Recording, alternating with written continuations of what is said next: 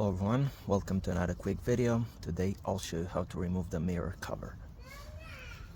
You need a prying tool and start prying from here.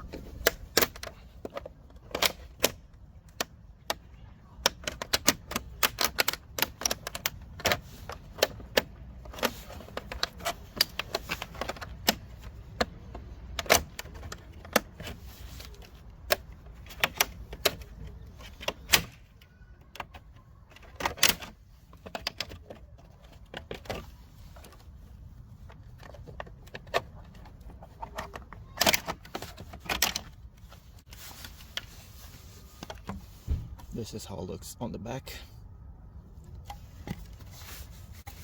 To put it back,